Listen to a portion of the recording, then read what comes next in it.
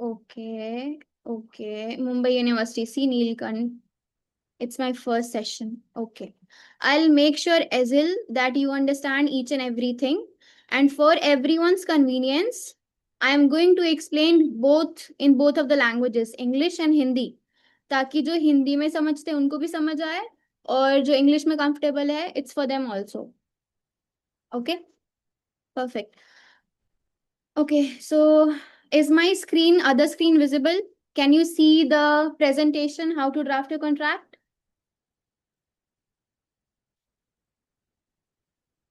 Okay, perfect.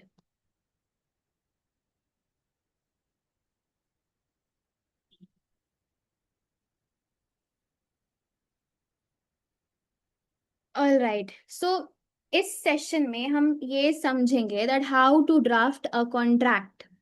ठीक है? In a very simple way, so that whenever you leave this session, you at least have a clarity and a basic understanding कि contract होता क्या है, how does it work, and like what is the proper use of contract act, like in a practical way. Okay, so contract क्या होता है? Contract is just a promise that law will actually enforce. So contract एक ऐसा promise है जो law enforce करता है. And today we will learn what makes a promise turn into a real legal contract and how to write one properly. ठीक है? So, okay, tell me, have you ever made a promise to your friend? Like तुम मेरे को अपना scooter दो और मैं तुम्हें उसके बदले 20,000 दूंगा, या मे बी अपना लैपटॉप बेच दो मुझे, I will give you 50,000 for that. Have you made this kind of promises to your friends, like normal day to day promises? Tell me in the chat box.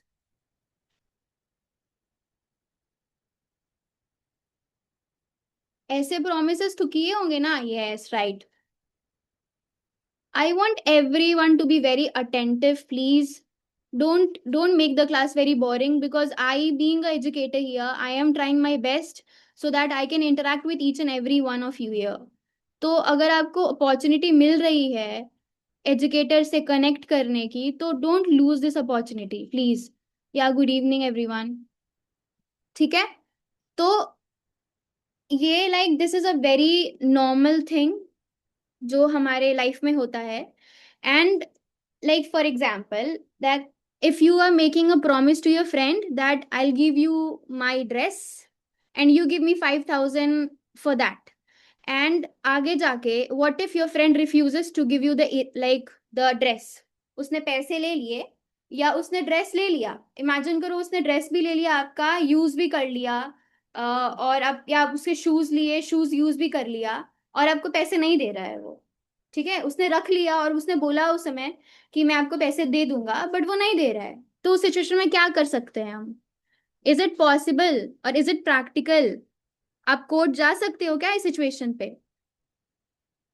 Tell me in the chat box. जाओगे क्या?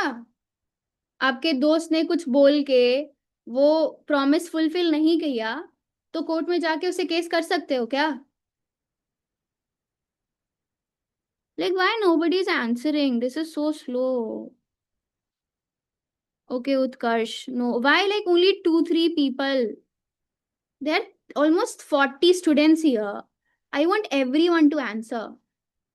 Okay, नहीं जा सकते. Exactly. Right. So, like that time you can't go. You can't go to the court over a small dress issue. But in business, when people make such promises like this, the law does step in, and this is what a contract is.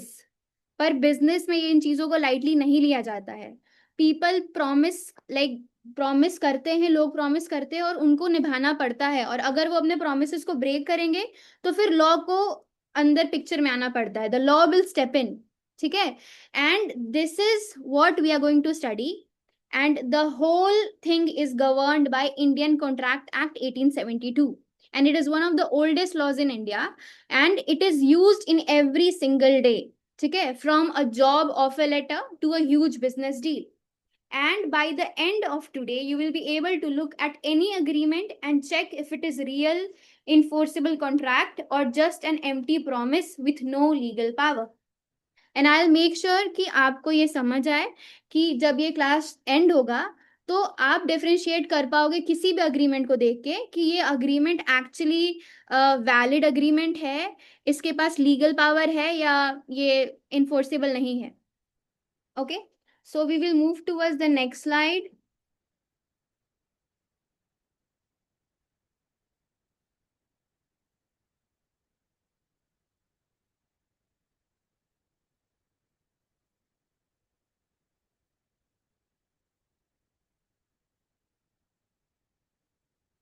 What issue I'm having right now?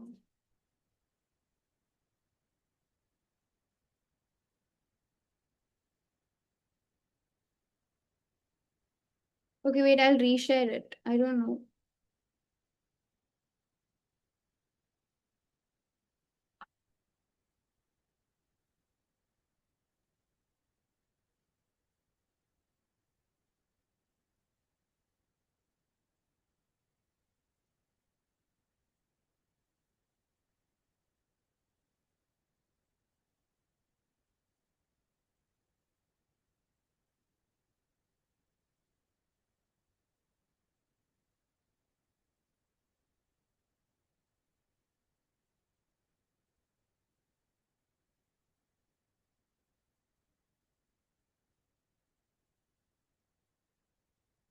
Okay, yeah.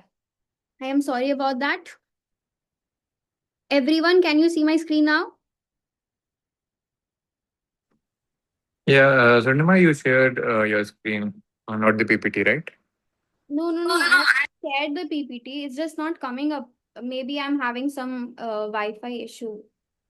You can retry sharing the PPT. Yeah, stop and start again. I did once. I'll do it again. Yeah.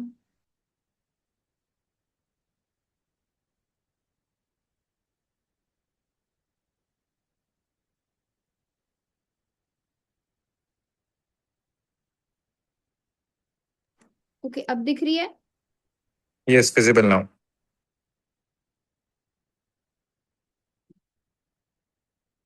Yeah, perfect. Okay, I'm so sorry everyone. Maybe it's the Wi-Fi connection. ठीक है, तो इस slide में हम ये समझेंगे कि हम इस प्रेजेंटेशन को चार पार्ट्स में डिवाइड कर रहे हैं. सबसे पहले we will focus on the basic rules जो लीगल एसेंशियल्स है. After that we will understand what are the traps that you should avoid. मतलब सर्टेन अग्रीमेंट्स में ऐसे क्या चीजें होती हैं जो डायरेक्टली एक अग्रीमेंट को कैंसिल कर देती हैं, चाहे कुछ भी हो.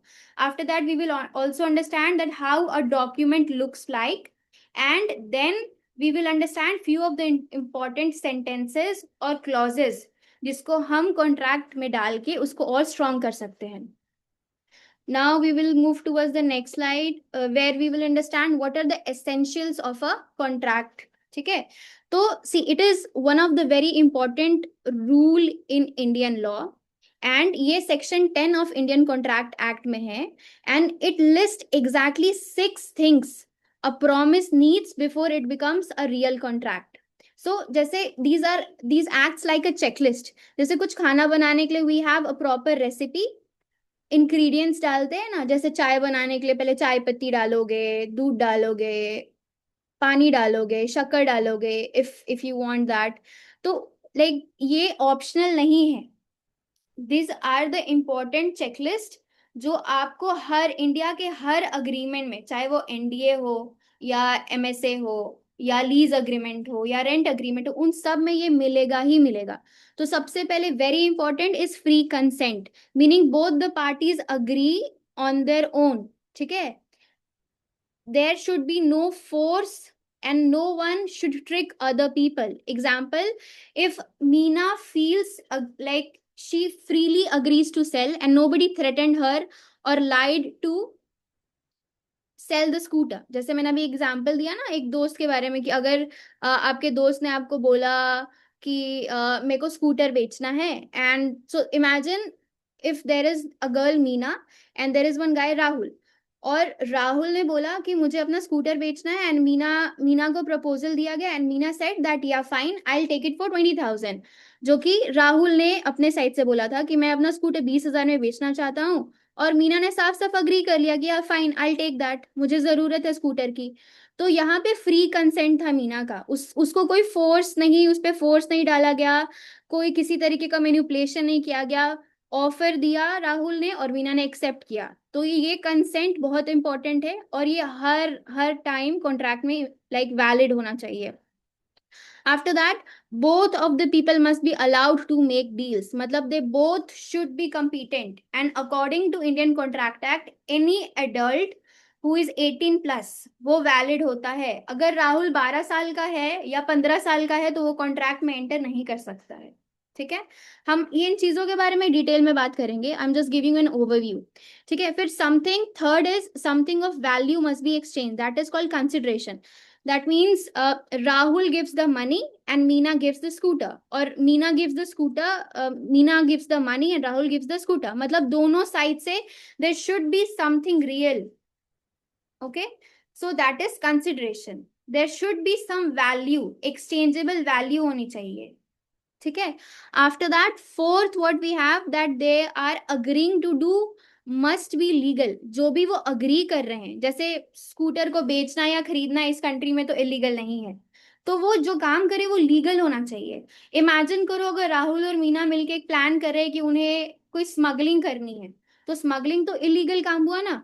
तो अगर वो कॉन्ट्रैक्ट में एंटर भी करते हैं या उन्होंने कुछ कुछ प्लान किया, अग्रीमेंट किया, तो ये बिल्कुल भी वैलिड नहीं है under Indian contract act 1872। After that the agreement must not be on a special automatically cancelled list, जो कि हम अगेन आगे कवर करेंगे। मतलब we have few sections in the Indian contract act जो स्पेसिफिकली डिफाइन करती हैं कुछ ऐसे कॉन्ट्रैक्ट को जो शुरू से ही वैलिड नहीं होती है, मतलब वो वॉइड एब इनिशियो है। अगर वो तुम उस कॉन्ट्रैक्ट को एंटर भी कर रहे हो तो वो आगे जाके किसी भी सिचुएशन में भी वो वैलिड नहीं बन सकता है ना, उस टाइम वो वैलिड था। वो शुरू से जैसे इंटर किया गया वो वैलिड नहीं था, वो वॉइड था। और जो जब इनिशियली ही लाइक स्टार्टिंग स्टेज से ही वॉइड था तो उसको वॉइड ऑफ इनिशियो बोलेंगे। फिर last we have that if the law says that the particular kind of deal needs to be written down, signed और ऑफिशियली रजिस्टर्ड, तो it must be done.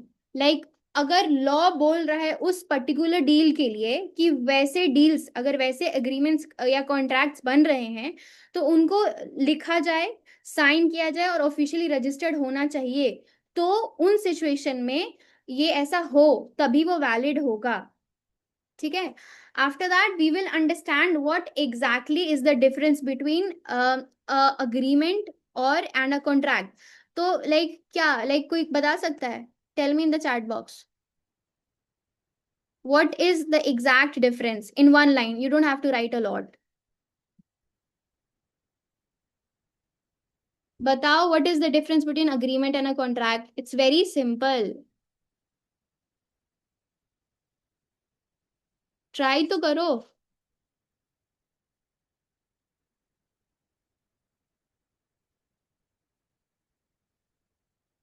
Enforceability, enforcement, spelling is wrong. Okay, see, I'll tell you. देखो, legal enforceability, yes, very true. Legal enforceability is the most important factor which differentiate an agreement and a contract. तो agreement क्या होता है? It cannot be enforced in the court of law. But अगर वो enforceable हो गया तो वो contract में convert हो जाएगा। Right, very good. All agreement is a contract, but all contract is not an agreement. Okay, we'll come back to like one by one we'll come back. Okay, मैं समझा रही हूँ, अब सुनो डिफरेंस क्या होता है अग्रीमेंट में और कॉन्ट्रैक्ट में। तो सबसे पहले तो अग्रीमेंट क्या होता है? It can not be enforce in the court of law. जो कॉन्ट्रैक्ट होता है that is legally enforceable and a breach leads to a legal remedy. अगर उसको तोड़ा जाएगा तो उसके वहां पे जिसके साथ तोड़ा जा रहा है या जो अग्रीमेंट तोड़ रहा है, जिस लाइक जो भी रिपरकशन हो रहे हैं उसके रिपरकशन ये हो सकते हैं कि आपको कोर्ट में जाना पड़ सकता है, लीगल रेमेडीज हो सकती है। After that, when we talk about the requirements, the only requirement in the agreement is offer and acceptance. कुछ और ज्यादा नहीं चाहिए, सिर्फ ऑफर होना चाहिए और एक्सेप्टेंस होना चाहिए। जैसे कि मान लो मेरे किसी दोस्त ने बोला कि संडे को what are you doing, do you want hang out, तो मैंने बोला यस, और लाइक उसने ऑफर दिया, मैंने एक्सेप्ट किया। After that she is not available और may be she is sick, तो मैंने जब संडे को फोन करके पूछा तो she told me that I am sick, I can't, like we won't be able to hang out. तो इस सिचुएशन में मैं कुछ नहीं कर सकती हूँ, मैं केस केस नहीं कर सकती हूँ, कोर्ट में नहीं जा सकती हूँ, क्योंकि there was only an offer and I accepted, और यहाँ पे कोई भी लीगल ऑब्लिगेशंस नहीं थी उस इंसान की, मेरे दोस्त की, कि उसे आना ही पड़ेगा मुझसे मिलने। शी वॉज नॉट बाइंडेड, ठीक है, by any law in this country. तो ये हुआ अग्रीमेंट। पर जो कॉन्ट्रैक्ट होता है उसमें ऑफर चाहिए, एक्सेप्टेंस चाहिए, कंसिडरेशन होना चाहिए, लॉफुल ऑब्जेक्ट होना चाहिए और कैपेसिटी होनी चाहिए। ये 5-6 चीजें होनी ही चाहिए। इंटेंट जो होता है अग्रीमेंट में वो बिल्कुल भी like it is usually based on the trust, ठीक है। और यहाँ पे they lack the intent to create legal obligations, but when you are entering into a contract it is implied, ये इम्प्लाइड है, ये बताने की जरूरत नहीं है, जैसी वो कॉन्ट्रैक्ट है, मतलब parties must clearly intend to create a legal obligation, okay. And it can be in like entirely casual agreements के बारे में बोल रही हूँ मैं, it can be entirely casual, verbal और रिटन। और जो कॉन्ट्रैक्ट होते हैं it is typically formal and clearly documented, often requiring signatures.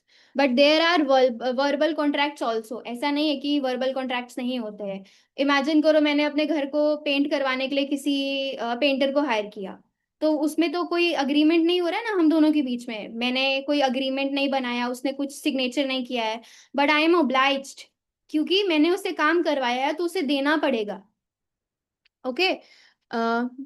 I hope it was understandable, tell me, आगे बढ़ू, शुड आई मूव फॉरवर्ड?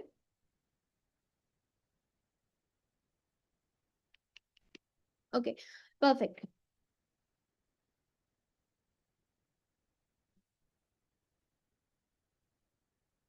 ठीक है, तो again every contract is an agreement but not every agreement is a contract.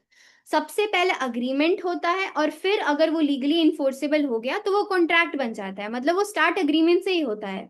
तो इसीलिए बोला जाता है कि हर कॉन्ट्रैक्ट पहले अग्रीमेंट था, बट हर अग्रीमेंट जरूरी नहीं कि वो कॉन्ट्रैक्ट बन जाए, ठीक है। Okay, I will move towards the next slide then. After that, very important part, we will talk here offer and acceptance and how a deal actually begins. So, every contract starts the same way. One person will offer something and the other person will accept it. मतलब it sounds very simple, but the law has a very specific rule. ठीक है, उसने कुछ बोला और मैंने accept कर लिया, पर हर बार ये ऐसा नहीं होता, बहुत ज्यादा कॉम्प्लिकेशंस हो जाती है। जैसे कि an offer is when someone clearly says they are willing to do something in order to get the other person to agree. ठीक है, example, I will sell my bike और bicycle for 2,000 rupees. It is a very clear and proper offer. So first category और criteria क्या है या requisite क्या है offer का, that the offer must be properly communicated to the other person. मतलब actually अगर तुमको किसी इंसान से एक्सेप्टेंस चाहिए तो तुम्हें उसे प्रॉपरली कम्युनिकेट करना पड़ेगा। Just because you are thinking in your head and the other person never heard that, या वो सुन नहीं पाया, और it is just a private thought in your head, then it is not a proper offer. Okay, an offer can be taken back anytime before the other person has said yes.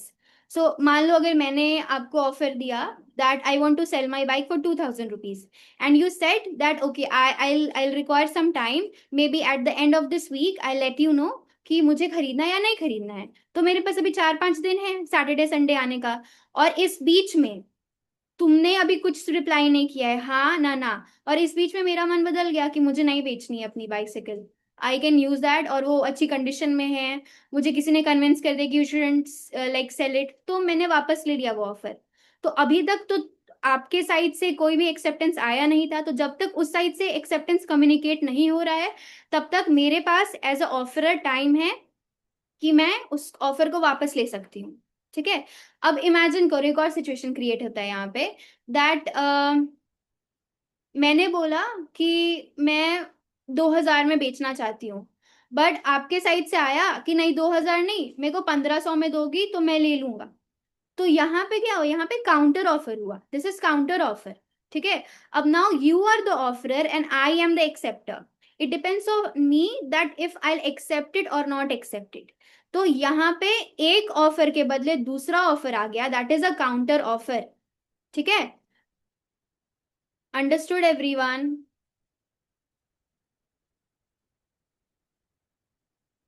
Okay, अभी एक तो counter offer हुआ। अब imagine करो, I am just giving you an example, I want the answer from you all. Imagine करो आप mall में जाते हो और आपको एक शर्ट बहुत पसंद आ गई and it is just for 500 rupees. Okay, so is it a technical offer, legal offer, इसको माना जाएगा यू बीइंग अ ऑफरर, और it is not a offer? Tell me, contract act तो पढ़ा होगा ना? No, Riddhi very smart. क्यों नहीं होगा, इसको क्या बोलते हैं बताओ? If it is not a offer then what it is?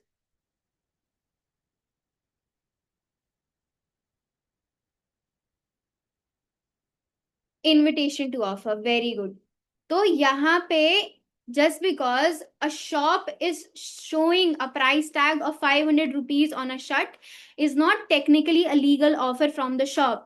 It is just an invitation for you to make a offer, make an offer to buy it. ठीक है, the shopkeeper can still refuse to sell it to you even at that price. ठीक है, मान लो वो last size है उस shirt में और वो उसने डिस्प्ले के लिए रखा हुआ है, तो वो मना कर सकता है और आप कुछ भी नहीं कर सकते हो। ठीक है, this was everything, the crux about offer. Now we will move towards acceptance.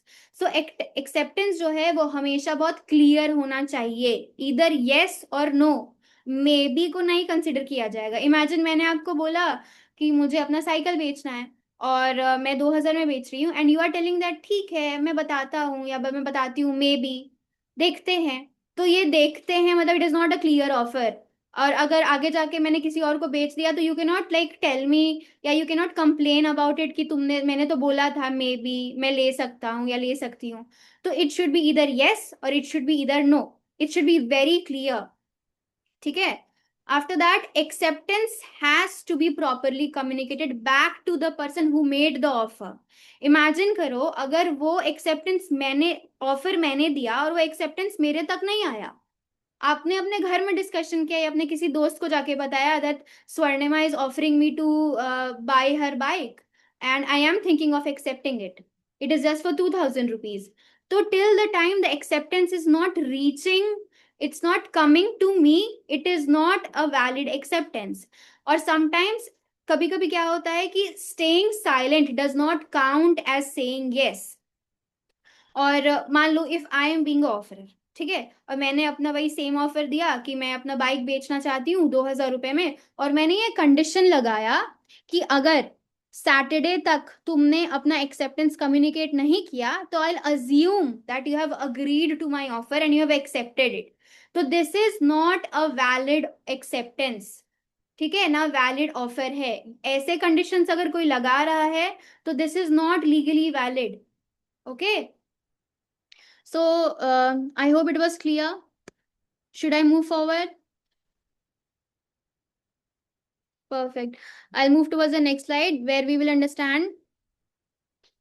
Okay, Piyush, I know you have joined late, but I can't go back. हमने सिर्फ बहुत basic understanding अभी तक discussion की है. I have told them that पांच छः जो like requisites है, offer, acceptance, consideration, lawful object, capacity, and we are discussing one by one. So you don't have to worry about. हमने offer discuss किया और acceptance discuss किया है, and now we are discussing third. What is consideration? ठीक है? Alright, सो consideration क्या होता है, लाइक अगर एक सिंपल लैंग्वेज में समझने की कोशिश करें कॉन्ट्रैक्ट के लैंग्वेज में, तो there is no such thing as a free lunch. ठीक है, consideration is just a fancy legal word for what each person gives and gets in a deal, and without it generally there is no contract. मतलब consideration नहीं है तो contract नहीं है, पर उसके कुछ एक्सेप्शन से मैं बताऊंगी, बट कंसिडरेशन तो होना ही चाहिए। चाहे वो तुम अपने बाइक को 10 रुपए में बेचो, कोर्ट को उससे कुछ मतलब नहीं है, बट वो तो होना ही चाहिए. Court is, the law is not at all bothered whether you are selling a property worth rupees 1 or worth rupees 1 crore, but there should be a proper consideration and it should be agreed by both of the parties. मतलब free consent होना चाहिए. ठीक है. Okay, so something done, given और promised in exchange of others person's promise, इसको consideration बोलते हैं. Example, paying money for a haircut. आपने बाल कटवाए और उसके बदले आपने बार बार को पैसे दिए, तो दैट इज कंसिडरेशन. बार बार के लिए वो पैसे हुए कंसिडरेशन, और आपके लिए क्या हुआ, मनी हुआ. ठीक है. अब देखो, it does not have to come only from one. like I'll repeat it again, it does not have to come only from two people making the deal. जरूरी नहीं है कि जो उस पार्टी में एक ही इंसान या दो ही इंसान कंसिडरेशन देगा. कभी कभी थर्ड पार्टी भी कंसिडरेशन दे सकता है. जैसे कि a father can pay the seller directly on behalf on his son. मान लो एक छोटा बच्चा है, उसने शॉपकीपर से जाके कोई टॉय खरीदा, तो कंसिडरेशन किसके साइड से आ रहा है, उसके पापा के साइड से आ रहा है, थर्ड पार्टी के साइड से आ रहा है. ठीक है. फिर it can be something that has already happened और इज हैपनिंग नाउ और will happen in the future. So consideration past भी हो सकता है, प्रेजेंट भी हो सकता है, और फ्यूचर के लिए भी हो सकता है. Example, agreeing to pay someone next month. जैसे कि हमारे घर में हाउस हेल्प्स होती हैं, है ना. या मैंने अभी एक पेंटर का एग्जाम्पल दिया, तो पहले हाउस हेल्प्स क्या करती हैं, वो घर का 1 महीने का काम करती है, फिर उनको आगे जाके पैसे मिलते हैं ना. क्लीनिंग करने के बाद, उनको उनका काम खत्म करने के बाद वीकली या मंथली या like it depends upon you, आप कितने दिनों के लिए रख रहे हो, तो वो कंसिडरेशन क्या हुआ, फ्यूचर में हुआ. आप ये काम करके दोगे तो फ्यूचर में मैं आपको उसके बदले पैसे दूंगी. फिर it does not have to be very fair और equal trade. Court does not check if the deal was a good bargain और नॉट. मैंने पहले भी बोला कि अगर एक वैल्यूबल पेंटिंग को आप सिर्फ 10 रुपए में बेच रहे हो, तो it is like, as long as both the parties are genuinely agreeing on the deal, the court will not cancel the deal just because it seems like a bad price. ठीक है. अब इसके कुछ exceptions भी है. That there are 3 special exceptions where no consideration is still okay. Right. Abhi batao, tell me, should I move forward? No, minor can do the contract. Is it valid after he marriage? We'll come back to this also. Neil can't. Okay, perfect. Neil can't. Rathod. Okay, yeah, perfect. अब देखो, a written and officially registered promise made out of genuine love and affection between close family members. जैसे कि a father registering a written promise to gift his daughter a piece of land and purely out of love. तो वहां पे तो पापा ने अपनी बेटी को लाइक एक वैल्यूबल प्रॉपर्टी दी और उसके बदले कुछ नहीं हुआ. तो जब कोई ब्लड रिलेशनशिप्स या जब भी कोई जेन्युइन लव एंड अफेक्शन के लिए करता है आपके लिए, तो वहां पे कंसिडरेशन की जरूरत नहीं है. After that, a promise to pay someone back for something kind they already did on your their own. ठीक है. इमेजिन करो, अगर if someone met with an accident और वहां पे just because you are unconscious आपको हॉस्पिटल लेके गए और आपका पेमेंट भी किसी ने किया, and later you promise to repay them, and that promise is enforceable even though you never originally asked for that help. ठीक है. तो ये बाइंडिंग हो जाएगा प्रॉमिस, इवन दो आपने मना किया या आपने तो कुछ बोला नहीं, आप अनकॉन्शियस थे, तो जस्ट बिकॉज उस इंसान ने आपके सारे मेडिकल बिल्स लाइक पे किए, and you have said that कि you promise that you will repay them back, तो this promise is enforceable. After that, a written and signed promise to repay an old debt that has become too old to legally chase. ठीक है. सब time इसको time barred डेब्ट भी बोलते हैं. और इसमें क्या होता है, एग्जाम्पल आ देती हूँ. See, if you owed a friend money years ago, and जो लीगल टाइम होता है वो अब खत्म हो चुका है, you can't go to the court, but you can still write a written promise to repay it now, and that fresh promise is enforceable. ठीक है. Understood everyone? I'll move towards the next slide. where we will understand the capacity to contract. अभी बहुत simple language में समझा रही हूँ, इतना simple, अभी अगर ध्यान से सुनोगे तो I don't think you will have to like understand it again. बहुत सिंपल है। सबसे पहले तो 18 प्लस होना चाहिए कॉन्ट्रैक्ट एंटर करने के लिए। You should be of sound mind at least उस टाइम पे। Please don't do anything on the screen everyone, whoever is doing, don't scratch on the screens. Okay, so 18 plus होना चाहिए। The person should B of sound mind. जब वो contract कर रहा है वो इंटॉक्सिकेटेड नहीं होना चाहिए, नशे में नहीं होना चाहिए, ठीक है। एंड ऑल्सो वो ही और she shouldn't be disqualified while signing the contract. मतलब वो इंसॉल्वेंट नहीं होना चाहिए, बैंकरप्ट नहीं होना चाहिए। तो ये 3 सिचुएशंस बहुत इंपॉर्टेंट है जो हमेशा ये डिसाइड करती है that the person who entered into a contract was actually capable to make that deal और नॉट। ओके, अब देखो, imagine if a child signs a contract in India, it is not just a cancelable later, but it is also treated as if never existed at all right from the very start. Example, if a 16-year-old signs a rental agreement for a shop, उसको एक shop चाहिए और उसने उस shop के owner के साथ rental agreement sign कर लिया। The agreement has zero legal power from day one and it cannot later be fixed or enforced even both the sides wanted to. So this is a like very actual strict rule, and यहाँ पे child के consent से कोई matter नहीं करता है। वो अगर 16 साल का 17 साल का लड़का है और आपने अपना अपना शॉप अग्री लाइक रेंट पे दिया, उसने 1-2 महीने यूज किया और उसके बाद the person is not paying you, तो you don't have this right to go in the court कि ये 16 साल का लड़का तो मेरे पैसे नहीं दे रहा, 2 महीने से रेंट नहीं दे रहा है, क्योंकि ये शुरू से ही वैलिड नहीं था। इस अग्रीमेंट के जो पावर्स थे वो जीरो थे, like from the very beginning. Okay,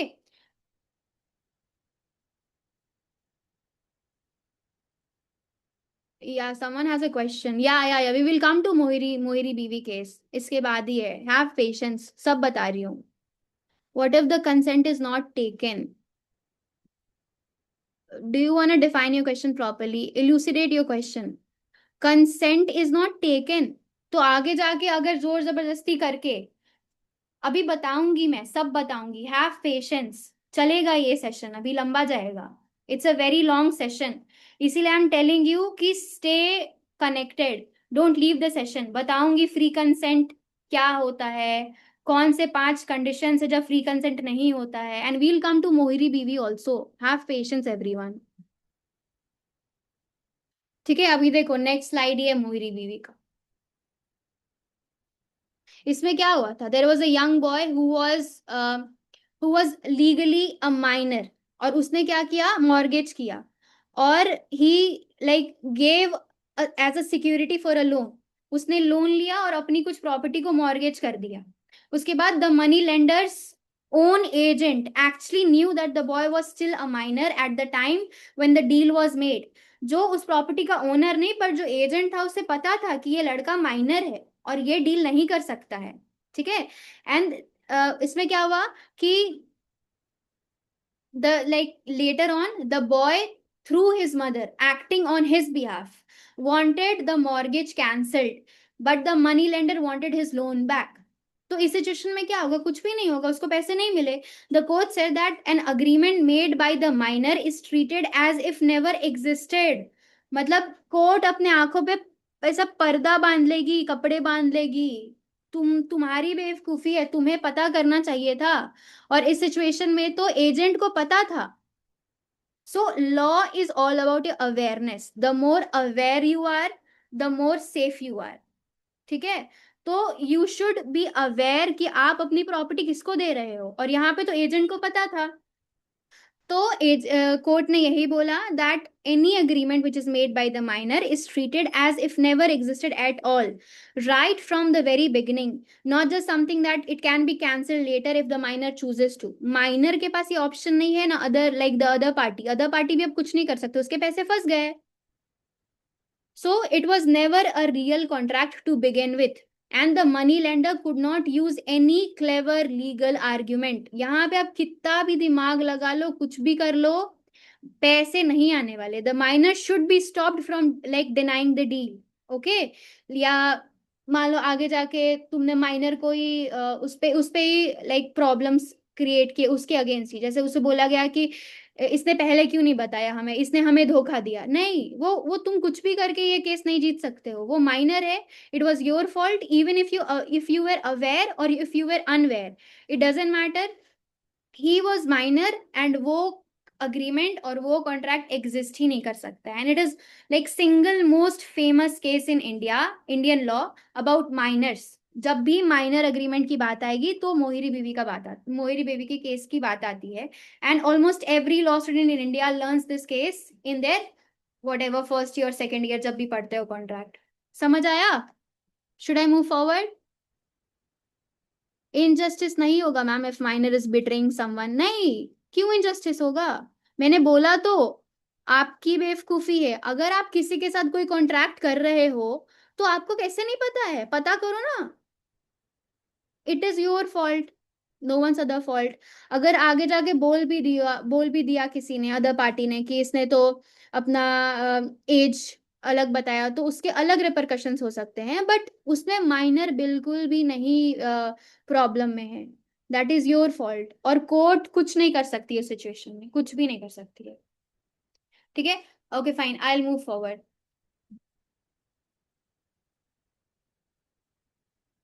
now see, we will come to the free consent. Free consent क्या होता है? So agreeing to something is not enough. जैसे अभी बोला ना कि जस्ट बिकॉज उसने अग्री किया वो इनफ नहीं है. The law says that it must B freely. आप किस तरीके से मान भी रहे हो उस बात को. अगर कोई आपके गर्दन पे बंदूक रख के बोल रहा है कि आपको ये बात मानना पड़ेगा, तो नहीं मानोगे ना. या मान लो अगर किसी ने आपको थ्रेट किया, तो उस सिचुएशन में क्या होगा? तो सबसे पहले तो 5 ऐसे फैक्टर्स है जो कंसेंट को रूइन कर सकते हैं, और उसको हम फ्री कंसेंट नहीं बोलेंगे. ठीक है. जैसे coercion, like forcing someone using threats or illegal action, telling someone to sign the property or transfer the property right now or I'll hurt you or I'll hurt your family. तो यहाँ पे ऐसे गर्दन पे बंदूक रख के बोल रहा है कि इसको साइन करो. तो उस सिचुएशन में अगर आपने साइन भी कर दिया, बट आगे जाके you can go to the court and prove that यहाँ पे कॉर्जन अप्लाई हुआ है. After that we have second, undue influence. That whenever when someone is in a position of power over you and unfairly uses that power to pressure you into agreeing. जैसे कोई Elder है, कोई बड़ा है, आपका कोई बॉस, या may be कोई अनवेल पेरेंट है, and they like unwell parent being pressurized by one adult child who controls their daily care into signing over their entire saving. मान लो कोई बहुत बूढ़ा इंसान है या दादाजी है आपके घर में, जो कि आप पे कंप्लीटली डिपेंडेंट है. आप डेली केयर कर रहे हो उनका, और आप लाइक यू आर फोर्सिंग कि अगर साइन नहीं करोगे या सारी प्रॉपर्टीज मुझे नहीं दोगे तो I will stop taking care of you. तो यहाँ पे the other person should be in the position to influence you. और मतलब उसके पास पावर होना चाहिए कि वो आप पे एक्चुअली प्रेशर क्रिएट कर सकता है. आगे जाके आप ये नहीं बोल सकते कि ये मेरा दोस्त है, इसने मेरे पे प्रेशर क्रिएट किया. नहीं, वो अंडू इन्फ्लुएंस में नहीं आएगा. या आपके बॉस ने ऐसा कुछ साइन आपसे साइन करवा दिया, और आगे जाके उसने बोल दिया कि अगर ये साइन नहीं करोगे तो मैं तुमको रिपरकशंस मिलेंगे, ऑफिस से निकाल दिए जाओगे, या मैं ये कर दूंगा वो कर दूंगा. तो you will have to prove that someone was actually in the position. It was they were having a power to like unfairly use you. फिर फ्रॉड हुआ. फ्रॉड मतलब lying someone, saying something false while knowing it is a false. ठीक है. जैसे कि आप घोड़ा खरीदने गए, ठीक है, या आप कुछ भी सामान खरीदने गए, कोई कार खरीदने गए हो, और इमेजिन करो I am going to buy a horse and I ask the seller, sorry या द सेलर, कि ये जो घोड़ा है वो हेल्दी कंडीशन में है या नहीं है. But the buyer, like me being a buyer, of course I am going to ask lots of question. तो जो घोड़ा बेच रहा था, जिसका घोड़ा था, उसने बोला कि नहीं नहीं ये कंप्लीटली फाइन है, this horse is completely fit और ही इज वेरी यंग, ब्ला ब्ला ब्ला बोला. और उसके बाद मैंने वो घोड़ा खरीद लिया, और उसके बाद आगे जाके पता चला कि उसे तो ये डिजीजेस थी और मुझे फ्रॉडली लाइक फ्रॉड यूज करके, झूठ बोल के, और ये ट्रिक किया गया so that I can buy that horse. तो यहाँ पे जब जानबूझ के ऑन पर्पस झूठ बोला जाता है उसको फ्रॉड बोलते हैं। और मिस्टेक क्या होता है कि जहां पे अनइंटेंशनली झूठ बोला जा रहा है। ठीक है। या may be will come before to misrepresentation. तो मिस रिप्रेजेंटेशन में क्या होता है, दैट फ्रॉड में क्या हुआ, जानबूझ के झूठ बोला गया। यहाँ पे इंटेंशन देखा जाता है फ्रॉड में कि इसका एक्चुअली इंटेंशन क्या था। इसे पता था, अगर इसे पता था कि घोड़ा बीमार है और ज्यादा दिनों तक जिंदा नहीं रहेगा, तो इसने मुझे 10 लाख में घोड़ा क्यों बेचा। ठीक है। फिर उसके बाद मिस रिप्रेजेंटेशन में क्या होता है कि someone saying something false without meaning to trick anyone, there is an honest mistake. Imagine करो वो घोड़ा बहुत हेल्दी है, परफेक्टली फाइन है, और ऐसा उसके सेलर को लगता है, और मैंने उससे पूछा कि is the horse perfectly fine, how is the health, या वो गर्मियों में अच्छे से रह लेगा, ये फार्म में रह लेगा। और उसने बोला हाँ रह लेगा। आगे जाके पता चलता है कि उसे बहुत बड़ी बीमारी थी, और वो आगे ज्यादा सरवाइव नहीं कर पाएगा, और वो जो सेलर था उसे भी नहीं पता था। और ये it was a genuine and honest mistake and there was no ill intention from his side. तो इसको हम मिस रिप्रेजेंटेशन बोलेंगे। फ्रॉड में होता है कि जानबूझ के बोलना। ठीक है। अब मिस्टेक क्या होता है, वो यूनिलैटरल हो सकता है या बायलैटरल हो सकता है। So if both the people were confused about the material fact together, the agreement does not count at all. ठीक है। जैसे both a buyer and the seller agreeing to a trade for a specific painting, and both are genuinely believing that it still exists in a warehouse, but आगे जाके पता चला कि वो painting तो वेयर हाउस से किसी ने चोरी कर ली है। और यहाँ पे आई am telling you please don't touch the screen and don't scratch it. ठीक है। और आगे जाके पता चला कि वो जो पेंटिंग है वो वेयर हाउस से ही किसी ने चोरी कर लिया। तो यहाँ पे दोनों party, like both of the parties were like mistaking. Okay. तो ये जेन्युइन मिस्टेक है, और the agreement will not count at all. After that, if only one person was privately confused on their own without the other side being mistaken too, and this usually count as a valid deal। Imagine करो मुझे नहीं पता है और दूसरे party को पता है कि वहां पे नहीं है, और लाइक एक प्रॉपर मिस्टेक हुई है। ठीक है। तो अगर एक साइड से मिस्टेक है तो वो आगे जाके वॉइड हो जाएगा, बट अगर दोनों साइड से मिस्टेक है तो वो वैलिड ही नहीं है। Okay, we'll move towards the next slide where we will understand ऐसे कौन से अग्रीमेंट्स है who are considered as void ab initio. ठीक है। देखो, there are certain kinds of agreements which are cancelled by the law automatically and no matter how properly they were written और signed. ऐसे कुछ अग्रीमेंट्स है जो शुरू से ही लाइक वो एग्जिस्ट नहीं करते हैं, जैसे कि माइनर का अग्रीमेंट हुआ ना। तो उसके अलावा भी ऐसे बहुत सारे अग्रीमेंट्स हैं जिनको प्रॉपरली लिखा गया है, साइन भी हुआ है, बट फिर भी वो बैंड है। जैसे कि an agreement that is part legal and part illegal. ठीक है। And both the two parts can not be separated. जैसे कि एक सिंगल अग्रीमेंट है जहां पे there is a transportation of goods. ठीक है। And I am telling you, who is this, please don't touch the screen Abha. या see, there is an agreement where there is a transportation of goods. तो जो आधे goods है उस shipment के वो लीगल हैं, और आधे जो हैं वो बैंड आइटम्स के हैं। तो वो आगे जाके ये क्या होगा, ये वॉइड ऑफ इनिशियो अग्रीमेंट है। ये शुरू से ही वॉइड अग्रीमेंट्स होंगे। ठीक है। समझ आ रहा है everyone? Please start the drafting part, या I will come back to that also.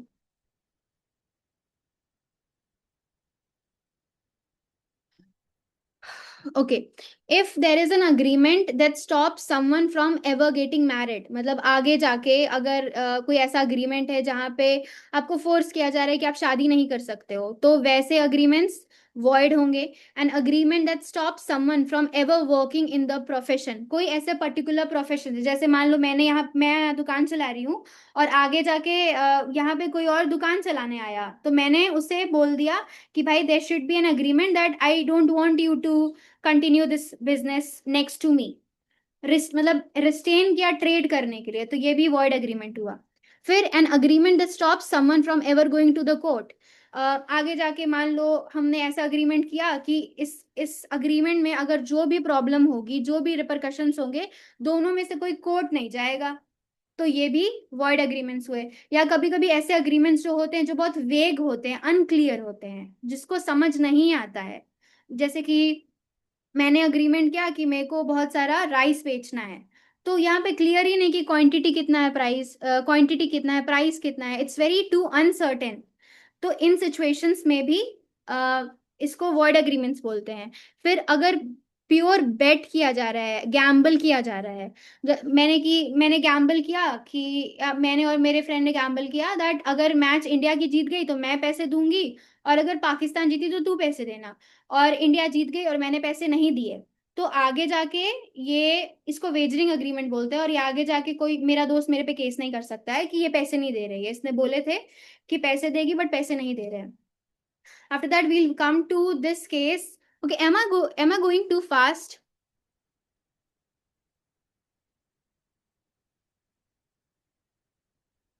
Okay, so we'll come to this case, Superintendent's Company of India Limited versus Krishna Murgai.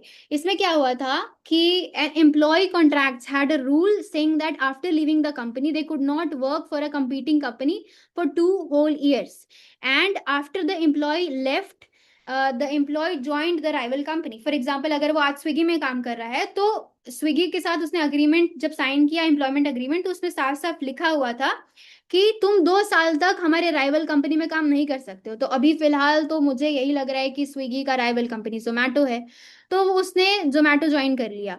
अभी उसने क्या किया, जो स्विगी जो मेरा एम्प्लॉयर था उसने मेरे पे केस कर दिया। तो Supreme Court said that at any agreement stopping someone from working in a lawful profession और a trade is void and it has no legal power at all. और इसको हम नॉन कम्पीट क्लॉज बोलते हैं। अभी अभी मैं समझाऊंगी आगे बढ़ेंगे तो। So, see, now we have anatomy of the contract document। मतलब अभी हम समझेंगे कि 6 पार्ट्स क्या होते हैं। ठीक है, what are the 6 parts, important parts जो कॉन्ट्रैक्ट ड्राफ्ट करने टाइम हम नजर में रखते हैं, एम करते हैं, गोल करते हैं कि ये पार्ट्स तो होने ही चाहिए। ये बेसिक स्ट्रक्चर होता है, ये सारे में होता है। तो सबसे पहले तो टाइटल और पार्टीज। ठीक है, at the top of the document when ever you will see agreement, contract, वहां पे क्या होगा कि टाइटल होता है और पार्टीज होती है। तो title for example a wedding photography services agreement, ठीक है, या लीज अग्रीमेंट, रेंट अग्रीमेंट, तो ये टाइटल होना बहुत इंपॉर्टेंट है। सबसे पहले वो टाइटल से स्टार्ट होगा। फिर उसके बाद पार्टीज, दोनों पार्टी या दो दो से चार पांच जो भी पार्टी है, उनके बारे में सारा फुल नेम एड्रेस होता है। तो ये होता है first part, that is title and parties. Second, background story, मतलब रिसाइटल्स। तो रिसाइटल्स में सब कुछ एक्सप्लेन्ड होता है that the couple is getting married on a certain date and they wishes to hire a professional photographer services for the event। so वो recital इतना important होता है कि अगर आगे जाके कोर्ट में वो गया तो जज वो रिसाइटल्स ही समझ के डिसाइड करती है कि okay this was the story here, ये अग्रीमेंट इसलिए बना था। After that when we will come to part 3, it talks about definitions.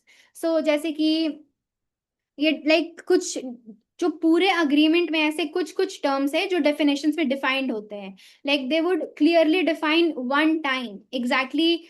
Imagine करो वेडिंग फोटोग्राफी सर्विसेज अग्रीमेंट है, तो वेडिंग डे का डेफिनेशन आपको, वेडिंग डे कब है, क्या होता है, डिलीवरेबल्स क्या है, जब वो फोटोग्राफर फोटो देगा तो फाइनली या फाइनल एडिटेड फोटोज क्या होते हैं।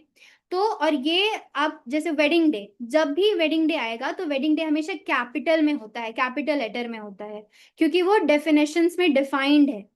deliverables, final edited photos, it will always start with capital letters। it is a sign that whenever you are reading an agreement आपको समझ नहीं आ रहा है। फॉर एग्जाम्पल आपने डेफिनेशंस नहीं पढ़ा, most of the time people will skip that, तो वो धीरे धीरे नीचे पढ़ रहे हैं, आगे बढ़ रहे हैं, तो उन्होंने देखा deliverables, तो इस अग्रीमेंट में deliverables क्या है, तो वो डेफिनेशंस में जाएंगे और वो समझेंगे।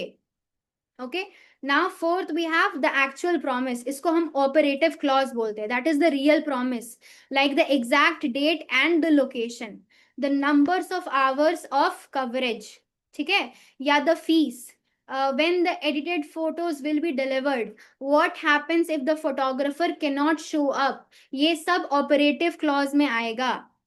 फिफ्थ में आएगा standard legal sentences, that is boiler plate clause. तो इसमें ये डिफाइन होगा, इन क्लॉजेस में ये डिफाइंड होगा that which country law will be applicable.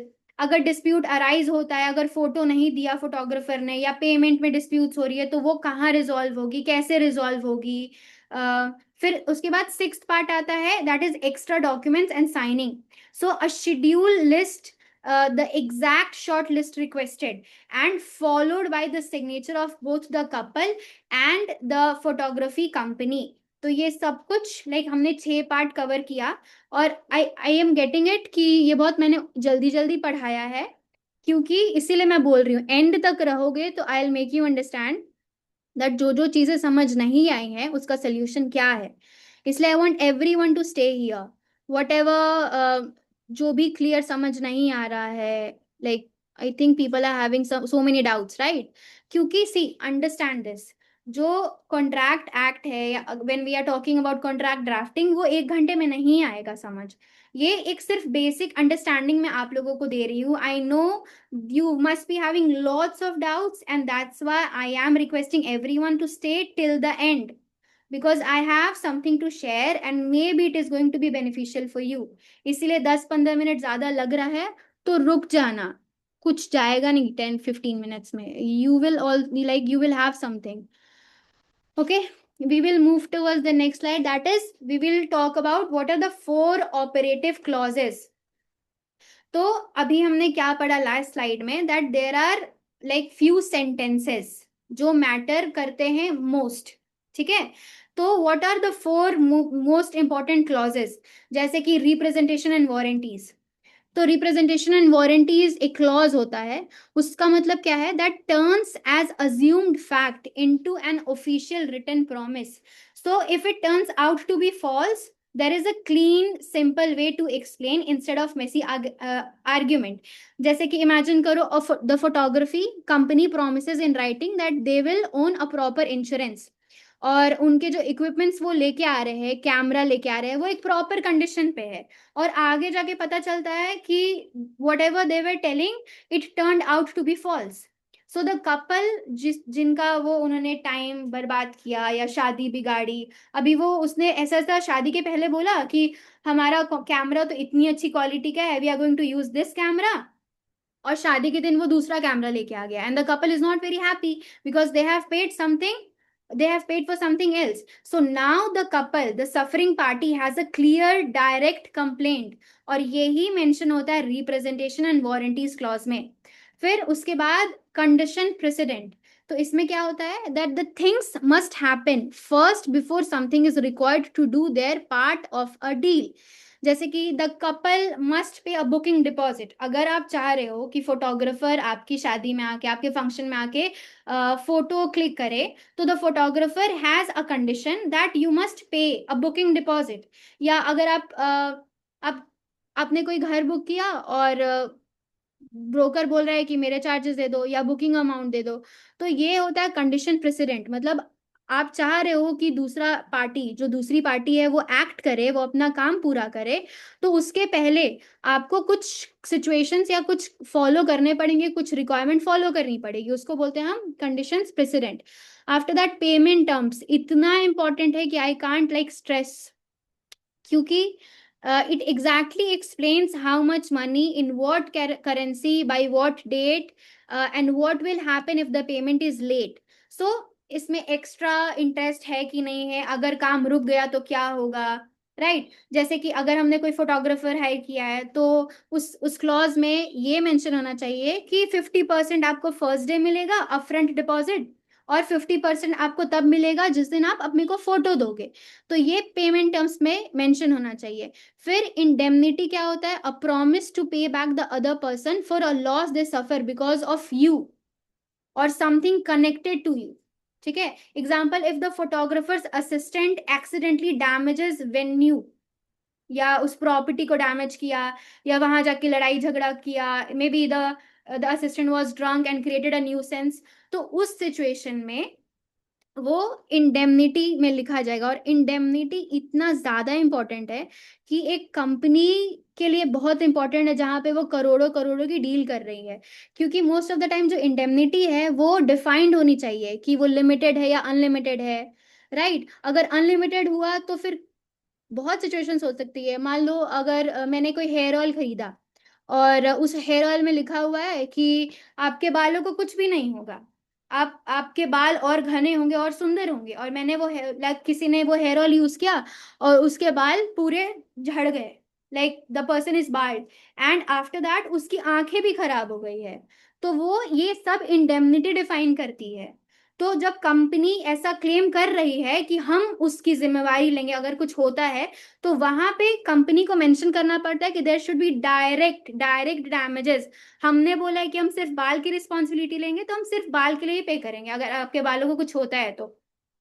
पर हमको कोई फर्क नहीं पड़ता है कि आपकी आंख ही खराब हो रही है या आपका कान कान खराब हो गया। तो ये बहुत इंपॉर्टेंट है और इसको बहुत प्रिसाइजली लिखा भी जाता है और बहुत प्रिसाइजली पढ़ा भी जाता है साइन करने से पहले, क्योंकि सब कुछ यही डिसाइड करने वाला है। ठीक है, everything till now clear? Please thumbs up करो जल्दी से। We are already running late. It's 8 o'clock. I'm still requesting everyone. It's for you, not for me. ठीक है? Okay.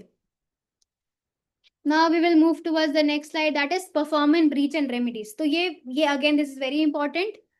ठीक है, अभी देखो सेक्शन 37 क्या बोलता है। सेक्शन 37 ये बोलता है कि पार्टीज मस्ट परफॉर्म, मतलब section 37 of Indian contract act साफ साफ बोल रहा है कि अगर दो पार्टी अगर किसी कॉन्ट्रैक्ट में आ रही हैं तो वो दोनों पार्टीज पे ऑब्लिगेशंस डालती है कि उनको ये कॉन्ट्रैक्ट परफॉर्म करना पड़ेगा, उनके ऑब्लिगेशंस अपनी ड्यूटीज परफॉर्म करनी पड़ेगी। बहुत सिंपल सी लैंग्वेज में यही बोलता है। 39 क्या बोलता है कि अगर एक party, if one party refuses to perform, then the other party has the right to cancel the agreement. मान लो, इमेजिन करो अगर मैंने फोटोग्राफर हायर किया और वो फोटोग्राफर आया ही नहीं, पहले दिन नहीं आया, दूसरे दिन भी नहीं आया, तो आई हैव दिस राइट कि मैं उसके अलावा कोई दूसरा फोटोग्राफर हायर कर लूं।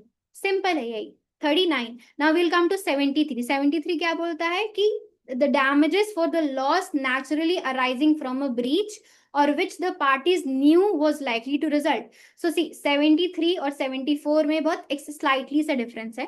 73 unliquidated damages के बारे में बात करता है, मतलब अगर मान लो मेरे और फोटोग्राफर के बीच में अग्रीमेंट हुआ, कॉन्ट्रैक्ट हुआ, और जो डैमेजेस है वो मेंशन्ड नहीं है, तो वो 73 के अंदर आएगा। जब वो डिफाइंड नहीं होता है, मतलब the parties will new like क्या आगे जाके देना है। इमेजिन करो मैंने उसको 1 लाख में बुक किया था और वो नहीं आया, और ऑन द स्पॉट मुझे सुबह में मैसेज आ रहा है that the photographer is sick और is out of station, can't come to the venue, can't do the job. तो उस सिचुएशन में क्या होगा, अब मेरी शादी हो रही है, अब मुझे फोटोग्राफर चाहिए। ठीक है, मैं I can't wait for that only photographer, I am going to rebook another photographer. तो अभी ऑन द स्पॉट मैंने 2.5 लाख में एक फोटोग्राफर बुक किया। ठीक है, अब मुझे 1.5 लाख का नुकसान हुआ उसके कारण ही हुआ, क्योंकि मैंने तो बीइंग एन अवेयर पर्सन मैंने 1 महीने पहले ही वो फोटोग्राफर बुक कर लिया था। तो वो जो 1.5 लाख का नुकसान हुआ ना, वो सेक्शन 73 के अंडर आप जाके क्लेम कर सकते हो कि तुम्हारे कारण ये नुकसान मेरा हुआ है, मेरे 1.5 लाख एक्स्ट्रा लगे just because of you, and that photographer is obliged, the court will make sure कि वो देगा जो भी एक्स्ट्रा खर्च हुआ है। और 74 में क्या होता है, जो डैमेजेस है, जो कॉम्पनसेशन है, वो मेंशन्ड होते हैं, दे दैट इज उसको हम लिक्विडेटेड डैमेजेस बोलते हैं। ठीक है, अब लिक्विडेटेड डैमेजेस क्या होता है, इमेजिन करो उस मान लो मेरे और फोटोग्राफर के बीच अग्रीमेंट में जो हुआ है उसमें साफ साफ लिखा है कि 2 लाख का नुकसान देना पड़ेगा अगर कुछ भी हुआ तो फोटोग्राफर को या अदर पार्टी को।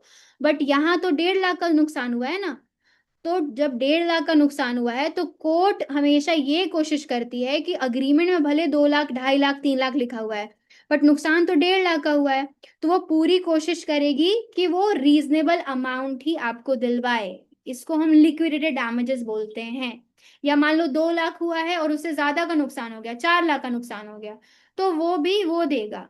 पर 73-74 में यही अंतर है कि वहां पे डैमेजेस प्रॉपरली डिसाइडेड नहीं है पहले से, और 74 में डिसाइडेड है।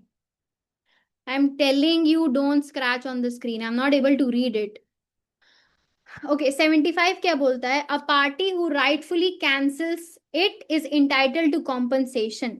ठीक है, for any damage from the non fulfilment. मतलब 39 में क्या बोला मैंने? 39 और 75 दे आर डायरेक्टली कनेक्टेड। बस 39 ये बोलता है कि आप डैमेजेस लाइक आप कैंसिल कर सकते हो, अगर वो नहीं आया तो मैं उसके अलावा दूसरा फोटोग्राफर हायर कर लूंगी। और 75 ये बोलता है कि अगर वो नहीं आया तो आप उससे डैमेजेस ले सकते हो, बस और कुछ भी नहीं था। All right, we will come to this case that is, okay, everything clear till now? One doubt, only one doubt. Tell me what doubt. I'll try to clear it. Okay, fine. We'll move towards the next section. What happens when somebody breaks the deal? ठीक है, अच्छा नहीं ये तो हमने पढ़ लिया, right.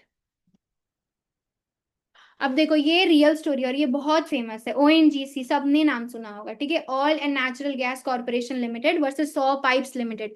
इसमें क्या हुआ था कि a supply contract said that if the equipment were delivered late, the specific fixed amount of money must be paid as a penalty। इसमें भी वही हुआ था जो हमने पढ़ा ना कि वो रीजनेबल होना चाहिए, इसमें सेम केस यही है। It's very simple. आप अब ये पढ़ सकते हो वट एवर, ये स्लाइड है यहाँ पे जो है ना 74, यहाँ पे सेक्शन 74 ही आता है। अभी मैंने बताया ना, देखो I will get back to the next slide. 74 मतलब it talks about liquidated damages, पर कोर्ट यही कोशिश करती है कि वो रीजनेबल कंपनसेशन दे। तो ओएनजीसी के टाइम में जो डैमेजेस थे वो लिक्विडेटेड थे, ऑलरेडी अग्रीड था। बट सुप्रीम कोर्ट ने यही बोला कि whenever a contract like names a fixed amount of breaking the deal, the person who suffered the breach can only get the reasonable compensation up to that amount, not automatically the full number, no matter what। जो भी contract में लिखा है 10 लाख लिखा है और 1.5 लाख का नुकसान हुआ है, तो कोशिश कोर्ट यही करेगी कि आपको जो रीजनेबल अमाउंट है वही मिलेगा। Don't have very high expectations कि कॉन्ट्रैक्ट में 10 लाख लिखा है तो मेरे को 10 लाख मिलेगा, ऐसा नहीं है। अब सी वेरी सिंपल, इसमें क्या होता है, डॉक्ट्रिन ऑफ फ्रस्ट्रेशन जो कि section 56 of Indian contract act में लिखा हुआ है, इसमें स्टार्टिंग में तो कॉन्ट्रैक्ट वैलिड होता है पर आगे जाके वो इनवैलिड हो जाता है, वॉइड हो जाता है। जैसे कि वेरी इंपॉर्टेंट, ये every time I don't know, I have heard this example, I have read also in the contract act, that's why I'm trying to quote that ताकि आप लोग फिर से अच्छे से समझो।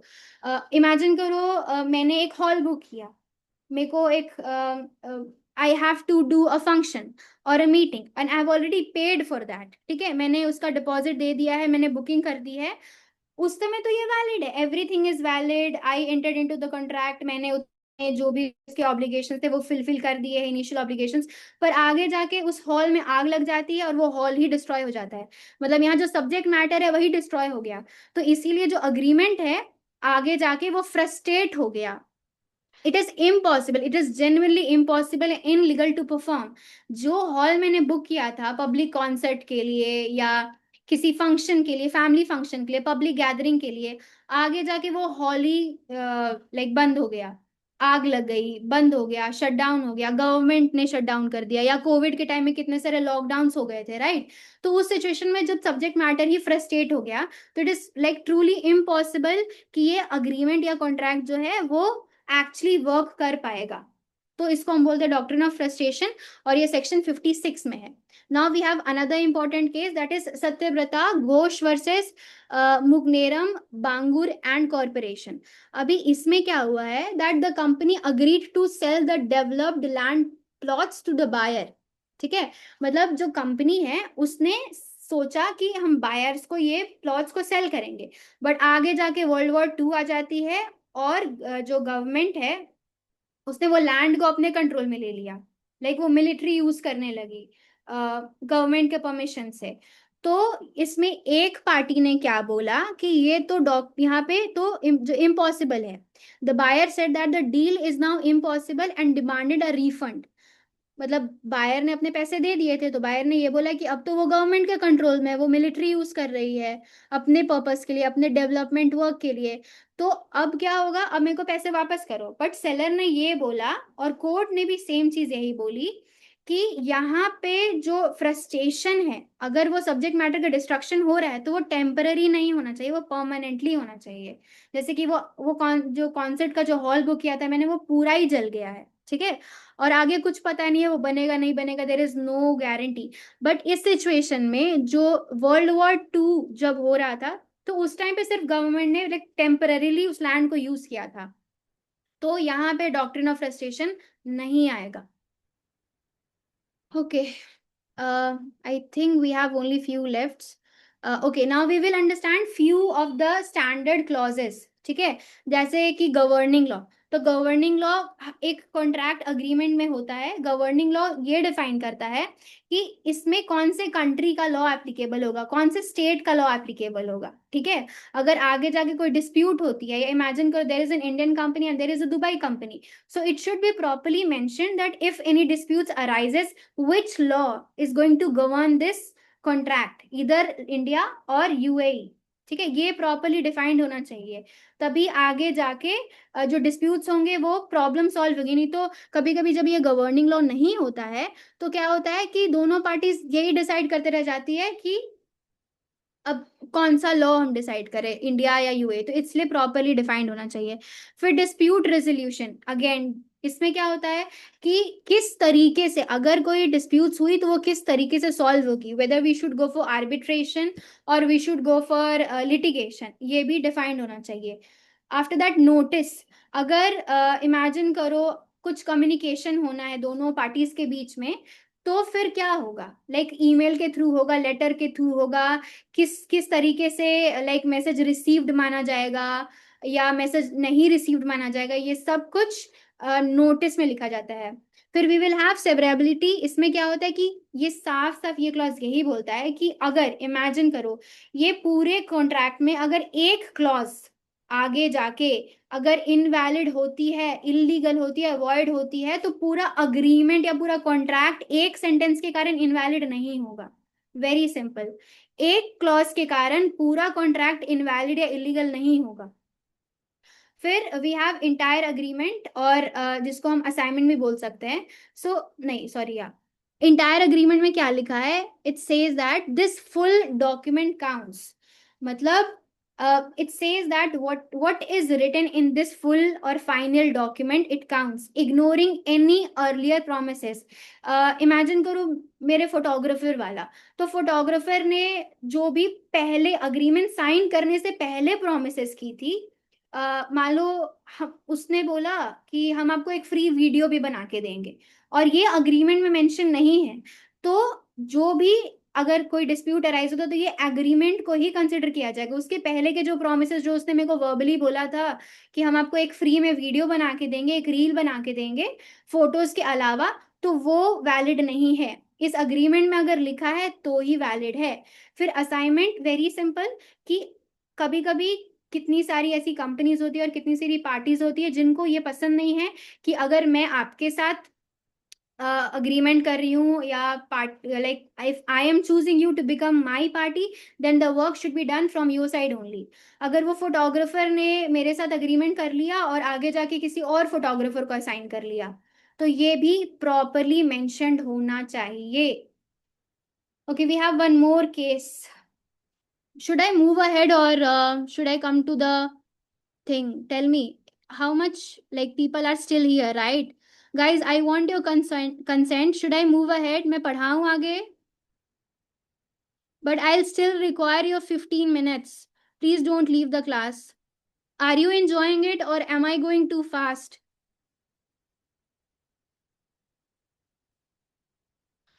Okay, fine. Thank you so much. ठीक है, अभी सी इस केस में क्या हुआ था, Central Inland Water Transport Corporation Limited versus Brojo Nath Ganguly. अभी इसमें क्या हुआ कि एक कंपनी ने अपनी एम्प्लॉयमेंट कॉन्ट्रैक्ट साइन करवाई अपने एम्प्लॉयज से, और अचानक से कुछ परमानेंट एम्प्लॉयज को कुछ 3 महीने की नोटिस देके उनको रिजाइन करवा दिया। ठीक है। तो the employee had a very little and real, like very little real power to negotiate. मतलब साफ साफ ये लिखा था कि जो एम्प्लॉय हैं उनको 2-3 महीने, चाहे वो 1 साल से काम करे या 10 साल से काम करे, उनका परमिशन भी नहीं लिया गया उस अग्रीमेंट में। और साफ साफ उनको 3 महीने पहले नोटिस देके जो सालों से काम करे थे उनको निकाल दिया गया। कुछ भी नहीं बताया गया, कोई रीजन भी नहीं दिया गया। मतलब वो आर्बिटरीली अपने मन से, आई डोंट नो, वो फेवरेटिज्म करने के लिए निकाल दिया। तो फिर वो जितने एम्प्लॉयज थे वो कोर्ट में चले गए कि we don't even have any reason. और ये जो हुआ हमारे साथ वो आर्बिटरी था, and we are not fully supporting it, because according to us we have not done anything कि हमें अपने एम्प्लॉयमेंट से निकाला जाए। एंड उसके लिए सबसे इंपॉर्टेंटली जब निकाला गया तो कोई रीजन ही नहीं दिया। तो Supreme Court said that the contract term can be cancelled as being against public interest if it is extremely one sided, unfair और unreasonable।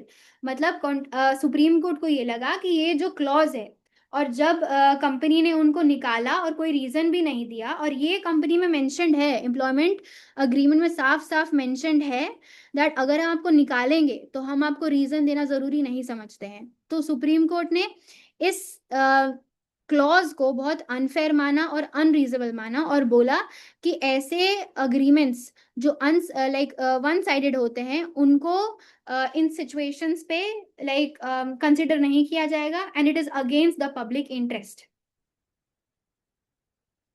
Okay, so we have come to the end. Like I give you a recap. सबसे पहले तो free consent, capacity, real consideration, lawful purpose, lawful object, and it shouldn't be in the banned list, ये सब important है। फिर restraint of trade, blocking someone from going to the court, being to clear, या pure gambling जैसे contract void contracts या void agreements होते हैं। After that every contract follows the same 6 part, जो भी मैंने 6 पार्ट दिया, टाइटल, फिर recital, definitions, promise, standard sentences और सिग्नेचर्स, ये सब दुनिया के सारे, इंडिया के सारे एटलीस्ट कॉन्ट्रैक्ट्स में तो होते ही हैं। आई am not sure about other, but I have seen some agreements of USA's also, UK's also, and everyone follows the same like structure, 6 part structure. फिर अगर कॉन्ट्रैक्ट्स बहुत अनक्लियर है या साइलेंट है तो उनको वैलिड नहीं कहा जाएगा, और जो पेनल्टी है वो जो है वो कोर्ट डिसाइड करेगी। जब वो अगर लिक्विडेटेड है तो कोर्ट को अगर ऐसा लग रहा है कि यहाँ पे जो अनरीजनेबल लाइक डैमेजेस क्लेम किए जा सकते हैं, तो कोर्ट को अगर रीजनेबल डैमेजेस देना है तो रीजनेबल डैमेजेस ही देगी, डजेंट मैटर कि वो कितना भी वहां पे लिखा हुआ है। Okay, I M okay. अभी तक समझ आया सब कुछ? शुड आई मूव कि मैं क्या बताना चाहती हूँ? Give me thumbs up everyone. Till now everything clear? Okay, I'll take just 10 minutes, maximum 10 minutes. Please stay here, okay? I'll share my screen first of all. नहीं तो फिर you won't understand.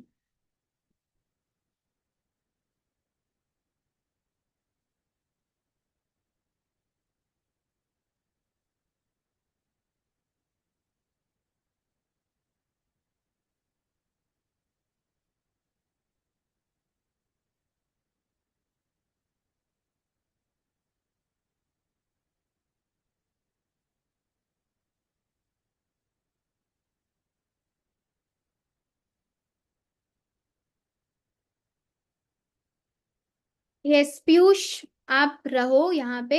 I'll get back to you, okay?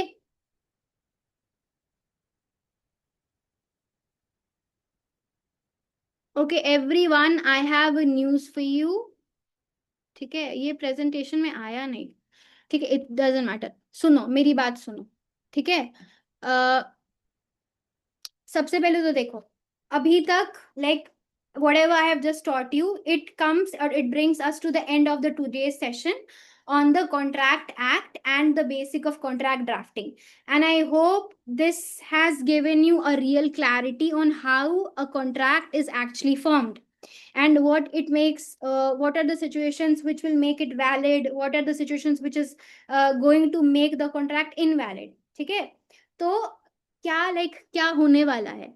I want to be very completely honest with you about something that 1 hour is genuinely not a good hour. क्योंकि मुझे पता है मैंने कितनी सारी चीजें स्किप की है और इतना जल्दी जल्दी मैंने समझाया है, क्योंकि 1 घंटे का आपको टाइम दिया जाता है। I've already taken your 20 minutes extra. तो ये जो कॉन्ट्रैक्ट एक्ट है ना, it is a very large subject and drafting is not something which you are going to master in just 1 hour. Okay, it is going to be, it is like it is a skill जो यहाँ पे होता है ना, skills होती है इसको contract को ड्राफ्ट करने के लिए। और ये स्किल्स तभी आप बिल्ड कर पाओगे when it is going to be जब ये लार्ज ड्राफ्टिंग करोगे, सीखोगे, रिपीटेडली हैंड्स ऑन प्रैक्टिस होगा, रियल फीडबैक मिलेगा, टाइम मिलेगा। ठीक है, तो इसीलिए I really want you to introduced. Okay, am I is my screen coming? Not coming, right? Yeah it is not coming. Okay, let me know if it comes. Okay.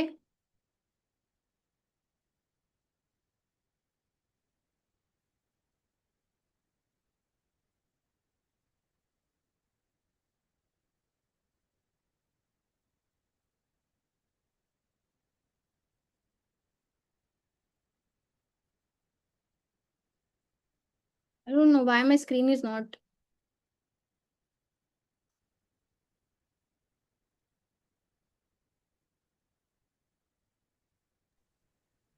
Surnima, your download folder is visible. If it's not Yeah. sharing, no problem. We can Okay, share the message can verbally. can you share from your side? No, नहीं, it won't be like possible समझ for. नहीं आएगा। Yeah, I'm yeah. doing my best. I don't know. The rain is very heavy still also. No problem. We can share the message verbally. I'll share few material in the chat for everyone. Okay. Yeah, you can stop this screen share. Okay, I'll end it here. तो ये 1 घंटे में आप लोगों ने देखा, right? It is not at all possible. मैंने इतनी हड़बड़ी में समझाया है and I am very sure that people are still having so many doubts. So that's why our website has launched a proper drafting course, right? जिससे आपको practical learning मिलेगी। और I'll give you the proper structure about how this course is going to happen. So पहली बात, see, I'll give you a proper small introduction कि मैंने क्या क्या किया है अभी तक और मैं क्यों इस चीज के बारे में बात कर रही हूँ। तो पहली बात, I have done my post graduation in human rights law from Queen Mary University of London, and after that I have also done a proper contract drafting course.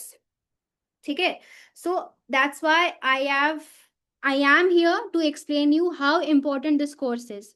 सो आगे जाके अब this course is not only important for the people जो अभी college में है, it's important for everyone, चाहे वो lawyer है, आगे जाके वो फ्रीलांसर बनना चाहता है, या कंपनी में काम करना है, किसी के इन हाउस लीगल टीम में काम करना, लॉ फर्म में काम करना है। और आई नो कि ऐसे जो कोर्सेज है वो बहुत अलग अलग प्लेटफॉर्म्स में भी अवेलेबल है, and I will make sure कि एंड तक रहोगे तो पता चलेगा कि हमारे कोर्स में क्या बेनिफिट आपको मिल रही है as compare to other platforms. So सबसे पहले तो anyone who wants to have a corporate future, who wants to build their work into law firms, किसी कंपनी के इन हाउस लीगल टीम में काम करना है, तो आपको ड्राफ्टिंग आनी ही चाहिए। And I am telling you, मेरे ऐसे दोस्त हैं जिन्होंने, and I have also been graduate, ठीक है, मैं 2 साल पहले ग्रेजुएट हुआ। I have done my graduation from India only, after that I went to UK. तो मेरे ऐसे फ्रेंड्स थे जो यूके नहीं गए, और वो जब फ्रेशर थे, तो इमेजिन करो अगर 5 फ्रेशर है, ठीक है, एक कंपनी के सामने, और वो एक फ्रेशर के लिए पोजीशन ही अवेलेबल है, तो आपके पास सीवी में क्या क्या हो सकता है? ज्यादा से ज्यादा इंटर्नशिप्स दिखाओगे, मूड कोट्स दिखाओगे, और जितने भी रिसर्च पेपर्स लिखे वो दिखाओगे। उससे ज्यादा और क्या दिखा सकते हो? पर अगर ये कोर्स ऐड कर दोगे तो I can bet and I can give you this in writing that the company will go is going to prefer you over other people who is not having this course like ठीक है, जिसके पास इनका certification नहीं है, इस चीज का certification नहीं है, तो कोई भी लॉ फर्म, इंडिया की कोई भी लॉ फर्म चाहे company, it is going to create a very good impression of you, ठीक है, रिक्रूटर के सामने, क्योंकि ये प्रैक्टिकल स्किल्स है। And you also know very well कि जो लॉ स्कूल में पढ़ाया जाता है, आप इंटर्नशिप्स भी कर रहे हो, right? I have also done several internships in supreme court of India, Delhi का हाई कोर्ट में, साकेत कोर्ट, 30 हजारी कोर्ट, हर जगह गई हूँ। और जब मैं जाती थी तो मुझे कुछ भी समझ नहीं आता था, क्योंकि even though I was very good, I have like got distinction when I was graduating, but फिर भी जो जो बुकिश नॉलेज है और जो आप कोर्ट में सीखोगे, कोर्ट पे काम करोगे, वो बहुत अलग है, लाइक आसमान और जमीन का अंतर होता है। तो like I'll suggest everyone to like consider this course, because I have also been part of this course। और आप कंपनी में जाओगे ना, तो आपको MSA, SOW, यही सब कुछ सीखना पड़ता है, जो मैंने ड्राफ्ट दिखाया, बताया, ये सारी चीजें होती है ना। Every company is going to have such kind of agreement only, and it is very beneficial for you, because I had like few of my friends जिन्होंने पहले एज अ फ्रेशर अप्लाई किया, फिर उनको बिल्कुल भी कंपनी को consider नहीं करी थी, no company was considering them, हर जगह से नो नो नो आ रहा था। And I am being very honest, I am not just trying to sell you this, ठीक है? ये आप खुद भी सर्च कर लो। जैसे ही उस इंसान ने, मेरे दोस्त ने वो कोर्स किया, उसे ऑफर्स आने लगे थे।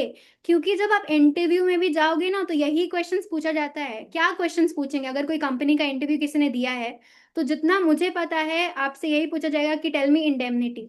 आई had one friend of mine, she was asked कि टेल मी इंडेमनिटी। अभी इंडेमनिटी कैसे बताओगे unless and until you don't know it very well. और प्रैक्टिकल नॉलेज से पूछा जाएगा। फिर आपसे कंपनी या आपसे लॉ फर्म ये बोलेगी कि इमेजिन करो Swarnima, I am giving you NDA and you have only 20 minutes to review it. तो आप ऐसे कौन कौन से क्लॉजेज है जो रिव्यू करोगे? तो वो कहाँ से पता चलेगा unless and until you don't have a proper knowledge. And for proper knowledge only this course is here.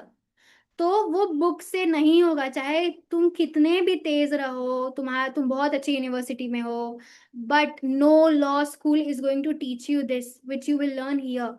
And I tell you everything, बस पेशेंस रखो, okay? I am taking your time, but I just want you to have a proper clarity, because you have to decide कि आपको ये लेना है या नहीं लेना है।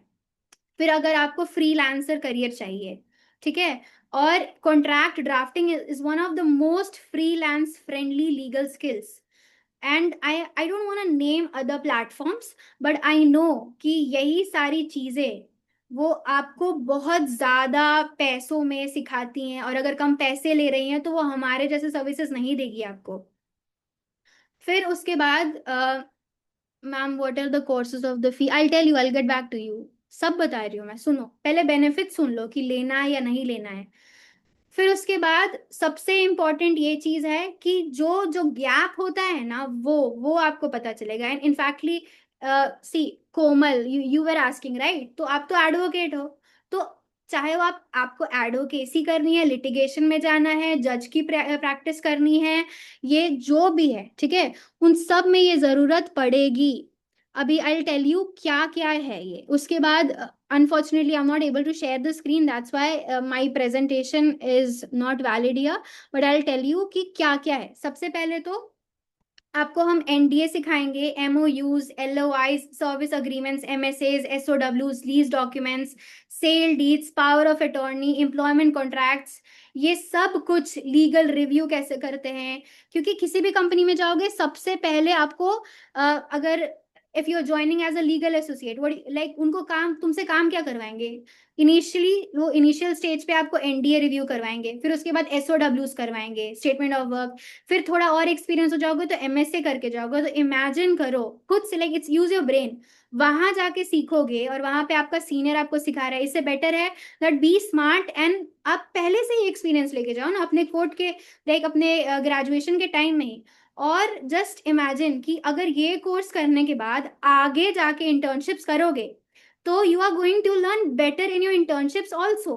एटलीस्ट अगर किसी कंपनी में इंटर्नशिप कर रहे हो, या लॉ फर्म में इंटर्नशिप कर रहे हो, या किसी एडवोकेट के पास भी कर रहे हो, तो तुम्हें पता तो होगा ना कि ये बॉयलर प्लेट है, इसका मतलब ये होता है, इंडेमनिटी ये होता है। You are going to ask lots of questions, and when you will have a proper knowledge, then you are only going to ask these kinds of questions from your like जिस भी senior के साथ internship कर रहे हो. तो हमारे time में तो ये नहीं था. मैंने बाद में किया है, मेरे टाइम पे शायद नहीं था ये, और ज्यादा वाइडली ये फेमस नहीं था. तो हम लाइक हमारे जैसे लोग नहीं कर पाए, तो हमारे जैसे लोगों को बाद में करना पड़ा. तो इसीलिए जब हम कोर्ट में जाते थे इंटर्नशिप करने, और जब डॉक्यूमेंट्स देखते थे तो हमें कुछ समझ ही नहीं आता था कि ये क्या है. और किसी भी जूनियर सीनियर के पास इतना टाइम नहीं होता है कि वो आपको A to Z पूरा ABCD स्टार्टिंग से समझाएगा कि इंडेमनिटी ये होता है, और टर्मिनेशन ये होता है, टर्म ये होता है, टर्म और टर्मिनेशन में ये अंतर है, लिमिटेशन ऑफ लाइबिलिटी क्या होती है, लाइबिलिटी को कैप कैसे करते हैं. तो ये सब कुछ हम सिखाएंगे आपको. अब now we will come to the whole course का स्ट्रक्चर क्या है. सबसे पहले तो ये जो है 8 वीक, लाइक 8 हफ्तों में 8 वीक्स में डिवाइडेड है. First day, we will give you the foundation and the deal structuring. Second, we will give you the pre-contractual instruments, जैसे कि NDA क्या होता है, MOU क्या होता है, LOIs क्या होता है, vendor agreements क्या होता है, service agreements क्या होता है, procurement work क्या होता है, real estate. इतना ज़्यादा एडवांस और इतना ज़्यादा ये डाइवर्स है ना. जस्ट एक अग्रीमेंट आ गया तो डजेंट मीन कि आपको सब कुछ आ गया है. इसीलिए you should be smart enough कि आपको आगे जाके ऑल्सो, जो भी अभी ग्रेजुएशन कर रहे हैं, आपको नहीं पता है कि आगे जाके आप क्या करने वाले हो. कभी कभी तो आपने सोचा है कि मुझे कॉर्पोरेट में जाना है, बट कॉर्पोरेट में लोग नहीं जाते और कहीं और चले जाते हैं. किसी ने सोच के रखा है कि मुझे लिटिगेशन करना है, मुझे तो क्या जरूरत है इन चीजों को सीखने की. पर व्हाट इफ आगे जाके तुम्हारा इंटरेस्ट कॉर्पोरेट में आ गया, या व्हाट इफ ऐसे सिचुएशंस क्रिएट हो गए. तो I am telling you, if you are doing this course, आपको ये ज्यादा बेनिफिशियल होगा as compare to people who will not have this kind of course in their CV.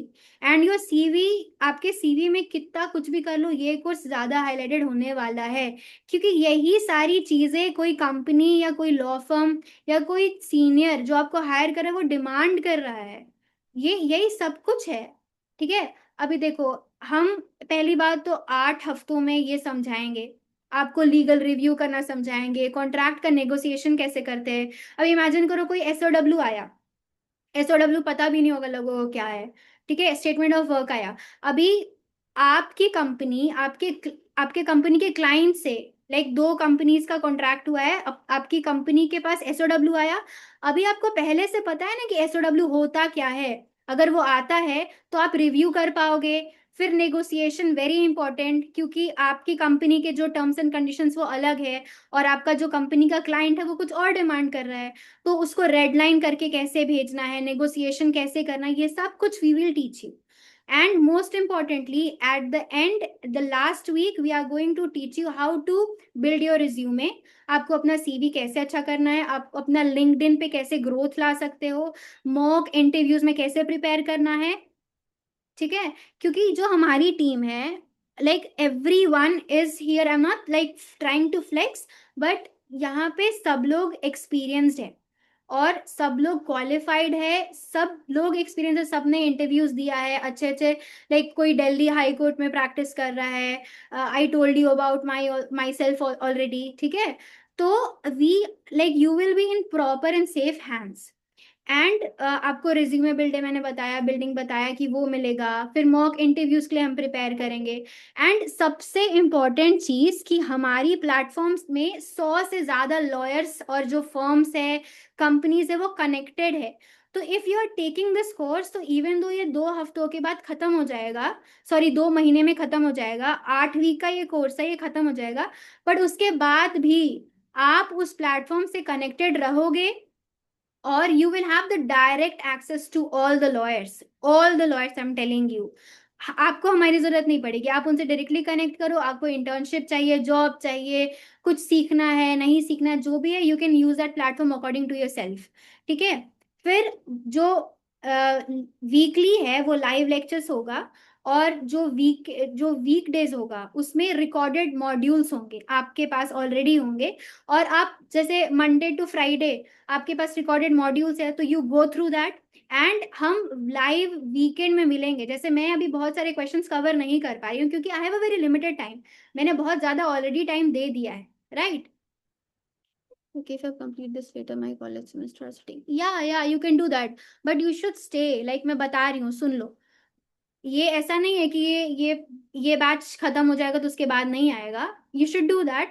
But I have a better plan for that. और मैं क्यों बोल रही हूँ कि ये जो हम see I tell you everything. Just अभी सुनो. तो यहाँ पे हम आपको फुल असिस्टेंट दे रहे हैं. और ऐसे सारी बहुत सारी प्लेटफॉर्म्स है जो सिर्फ सर्टिफिकेट दे देती हैं, उनका काम खत्म, उनको कोई फर्क नहीं पड़ रहा है. Even I am also alumni of like other platforms. मैंने बहुत सारी चीजें सीखी हैं. But they are not bothered about me. मेरे जैसे कितने सारे स्टूडेंट्स हैं वहां पे, आए पढ़े सीखे चले गए. उनका काम था सिर्फ सर्टिफिकेट देना. 2 हफ्ते 3 हफ्ते 4 हफ्ते का कोर्स है, सर्टिफिकेट दिया. Now I am gone. I am no one to like I am no one to them. उनका काम था सिर्फ खत्म. But you will stay in touch with us. आपको जो भी इशू होगा, आपके सीवी लाइक बिल्डिंग में प्रॉब्लम हो रही है, लिंक्डइन बिल्डिंग में प्रॉब्लम हो रही है, तो ये सब कुछ मिलेगा. एंड मोस्ट इम्पॉर्टेंटली ये गवर्नमेंट ऑफ इंडिया से रजिस्टर्ड है, रिकॉग्नाइज्ड है. ठीक है. ये बस एवी नहीं है कि इस सर्टिफिकेट का वैलिडेशन है. It is going to be valid. And I am telling you, सिर्फ 50 सीट्स है. The course fees is 14,999.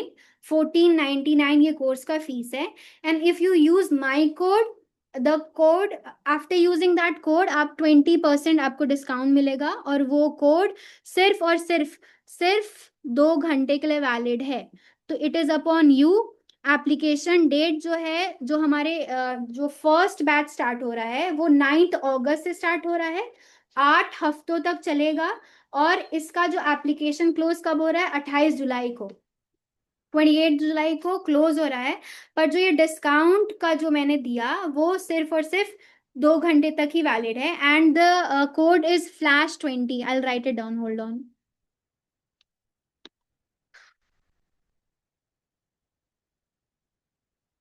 Okay, tell me your reviews. If you have any questions. ऐसे चुप चुप बैठे हो सब, बताओ तो. चैट बॉक्स में बोलो कुछ क्वेश्चंस है. I am here.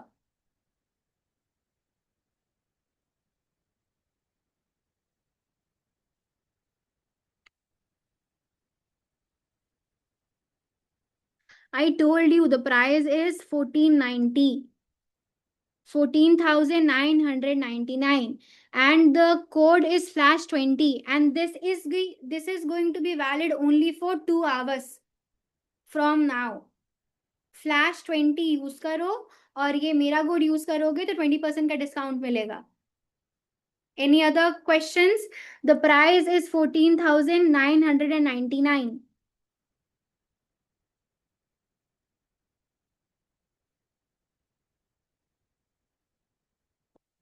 More questions, everyone?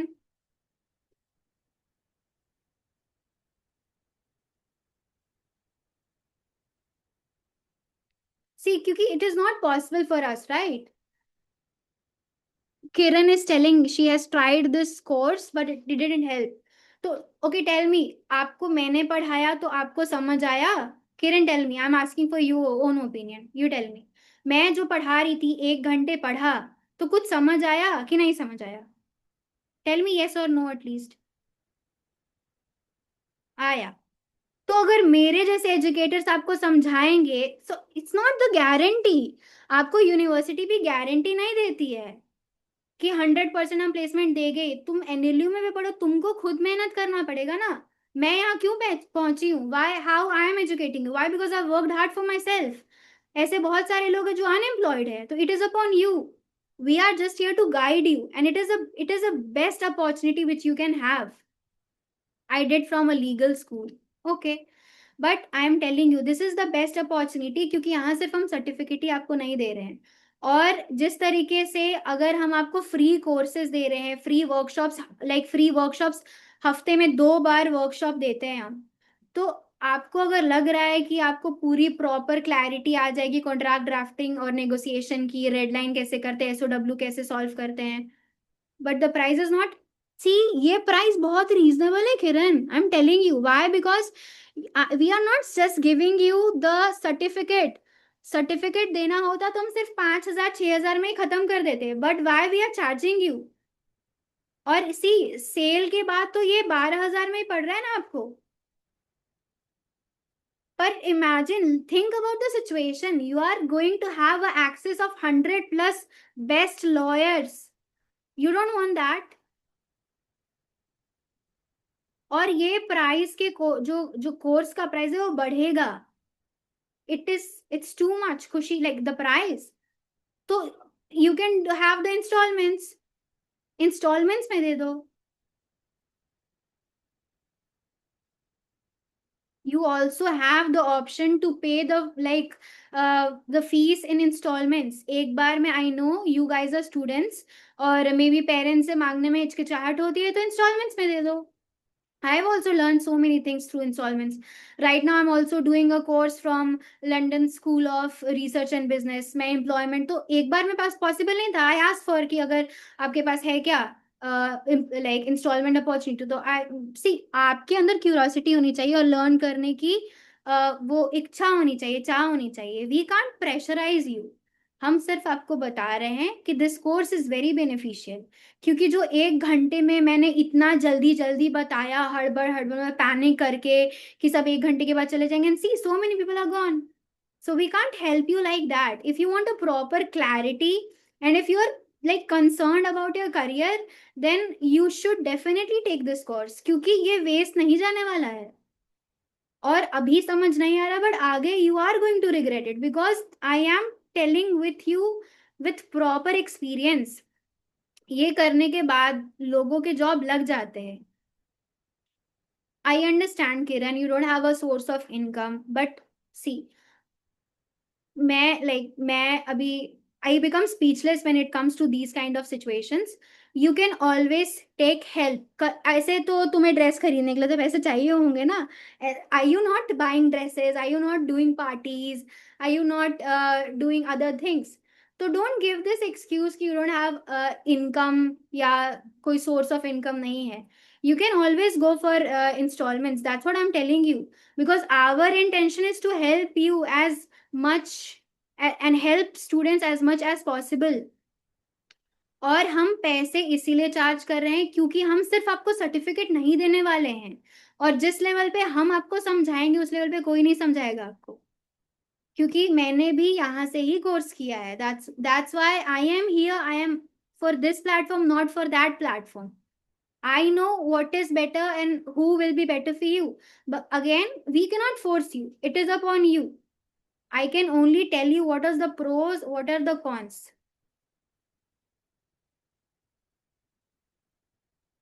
Exactly. For you, it is very different. Buying dress and doing online courses is very different. आपके लिए प्रायोरिटी है ना. अभी कुछ लोग ज़ारा से ड्रेसेस लेते हैं तो उनके लिए वो प्रायोरिटी है. अभी मेरे जैसे जैसे लोगों के लिए I have exceptionally different courses. If you will see my CV, I have always prioritized my career and these certificates more than buying clothes. So again, it is upon you. I don't want to argue on that. आपके लिए जो important है आप वो करो. And I think you are the one who should be your own leader. You should decide. So I am not complaining you. Nahi, I am trying to patronize you, or if you think that I am having a derogatory tone, तो I am sorry. But again, ये आपका है. It's upon you. आप अपने parents से help मांग सकते हो. एंड आई डोंट थिंक कोई पेरेंट आपको मना करेगा कि तुम ये पढ़ाई मत करो. लाइक मेरे पेरेंट्स ने कभी नहीं मना किया है कि तुम पढ़ो मत. और 15,000 तो कुछ भी नहीं है आजकल के जमाने में. 3,000 4,000 के तो ड्रेसेस ही आ जाते हैं. तो इट्स अपॉन यू कम्प्लीटली. अभी इसलिए ये बस 20% का जो कोड है वो सिर्फ कुछ घंटों के लिए अवेलेबल, सिर्फ 2 घंटे के लिए अवेलेबल है. अगर आप लोगे तो ठीक है.